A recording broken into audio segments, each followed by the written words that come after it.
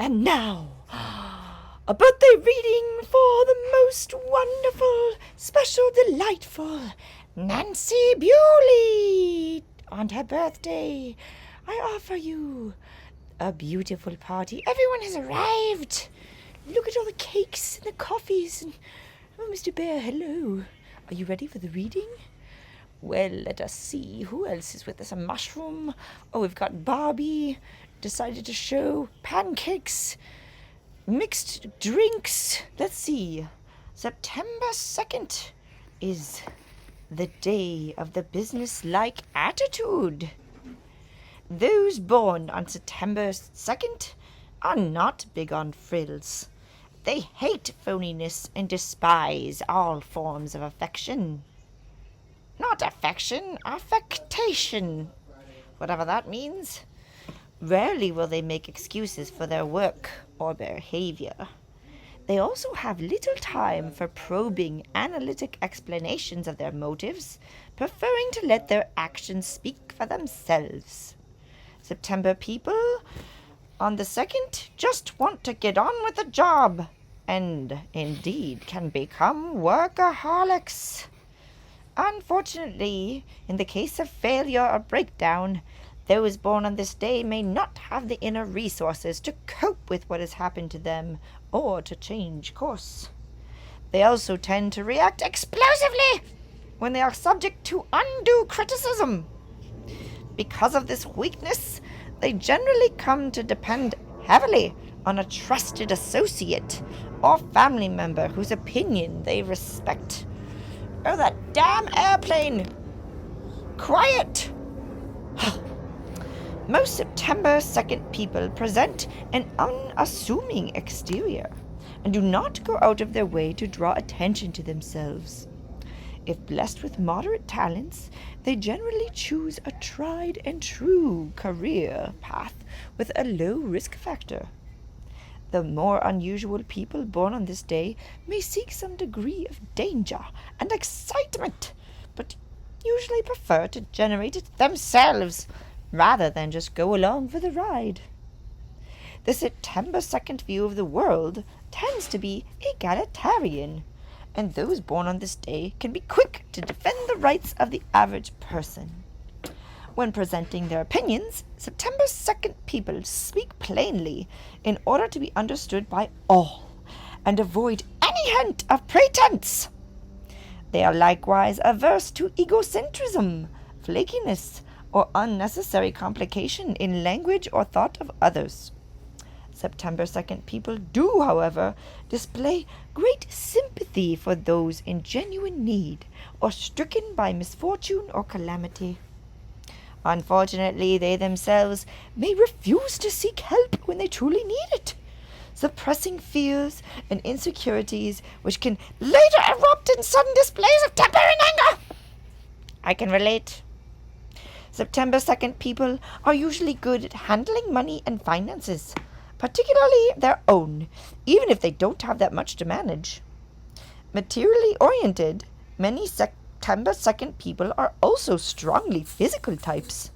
They are attuned to the usefulness and beauty of objects and materials, recognizing their value and handling them accordingly. In matters of love, September 2nd people can be pretty particular about what they want and choose to settle for nothing rather than compromise their expectations.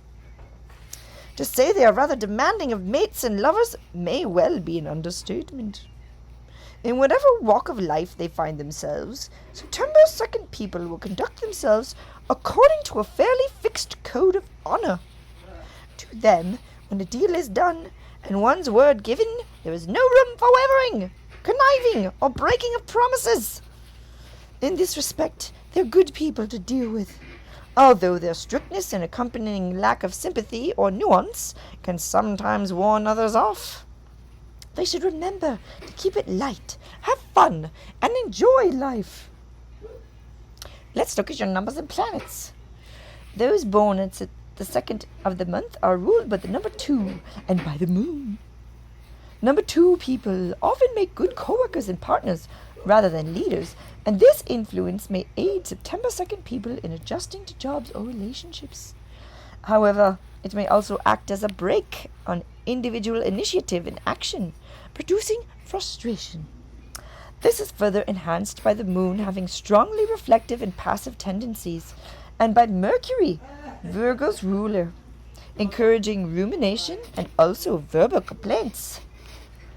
Those ruled by the number 2, who were also born a second child, may be particularly supportive partners, especially if they grew up in a symbiotic relationship with their older siblings.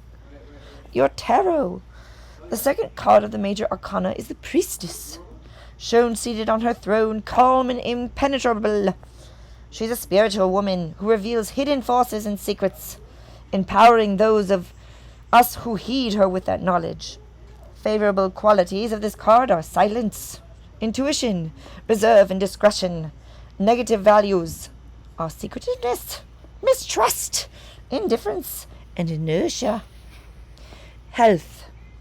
Those born on September 2nd too often work themselves to death and get overstressed. They must be aware of ailments related to a kind of inner negativity and complaining. Particularly vulnerable are their stomachs and intestines, so they have to guard against ulcers and hyperacidity. Somehow September 2nd people must find a middle way between emotional outbursts and suppressed aggression. A healthy diet is a major stabilizing factor. Those born on this day should seek the advice of a culinary expert or nutritionist who can suggest a menu right for their particular needs. And interest in cooking is of great benefit in realizing such a plan. Regular and fairly strenuous physical exercise is recommended. Advice. Learn to balance your feelings.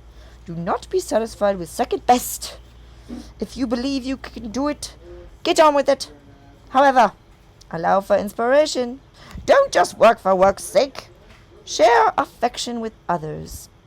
Your meditation. Our world is only one of many. What are your strengths? Well, let's start with your weaknesses. You are unyielding. You can be moody, explosive. Your strengths. You're fair, honest, and unpretentious. Let's talk about some of the people that you share a birthday with. How about Jimmy Connors, who was a tennis star? We've got Eric Dickerson, some football running back. Terry Bradshaw, Horace Silver, a jazz pianist, Clifford Jordan, a jazz tenor saxophonist, Peter, I can't pronounce that, some baseball commissioner, an organizer of Los Angeles Summer Olympics, John Thompson, a basketball coach. Where are the women? Oh, here we go. Krista McAuliffe, a teacher, civilian U.S. astronaut, who was killed in the Challenger disaster. Henry George, a social reformer. Marge Champion, stage film dancer. Alan K. Simpson, a U.S. senator. Jacques Lang, a French culture minister. Alan Drury, a writer of Advice and Consent. Friedrich Ostwald, a German physical chemist. Don Wilson, a radio TV personality. Jack Benny Streetman. We also have Ross Conway, a pop pianist. Lots of piano. And that is it, my dear. You have the most wonderful, happy birthday month. Your friend Amy loves you very much. Happy